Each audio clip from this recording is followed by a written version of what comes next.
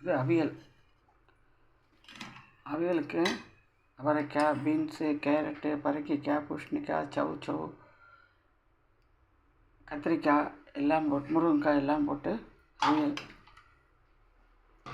இந்த அவியலுக்கு அரை மூடி தேங்காய், 3 பேருக்கு இந்த அவியல். இது 1 மூடி தேங்காய் போட்டு ரொம்ப நைஸாக இல்லாத அரைச்சி கொஞ்சமாக தயிர் விட்டு கலந்து பச்சை கருவேப்பிலை போட்டு தேங்காய் எண்ணெய் விட்டாச்சுன்னா அவியல். காயில் ரொம்ப ஜலம் இல்லாத இருந்துச்சுன்னா கெட்டியாக வச்சாக்கா அவியல் ஆகிடும். இது அவியல். இது வந்து மணத்தக்காளிக்காய் வத்த குழம்பு. இது மணத்தக்காளிக்காய் வத்த குழம்பு.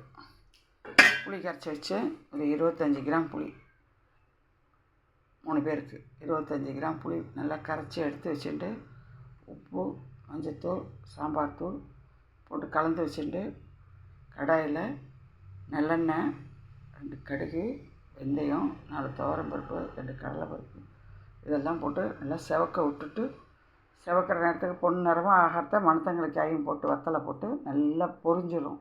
பொரிஞ்சதுக்கப்புறம் இந்த கூட்டி வச்சிருக்க புளி ஜலத்தை அதில் விட்டு பச்சை கருவேப்பிலையை போட்டோம்னா, பெருங்காயம் போட்டு பச்சை கருவேப்பிலையை போட்டாச்சுன்னா குழம்பு கொதிச்சிருச்சுன்னா மணத்தக்காளிக்காய் வத்த குழம்பு. ரைஸ் 1½ கப்பு ரைஸு, 4½ கப்பு ஜலம். இந்த ரைஸ் இதுமாரி பண்ணி பாருங்கள், சாப்பிட்டு பாருங்கள், நல்லாயிருக்கும். சேனலுக்கு ஆதரவு கொடுங்க. நன்றி, வணக்கம். பெல் பட்டனையும் லைக் பண்ணுங்கள். தேங்க்யூ.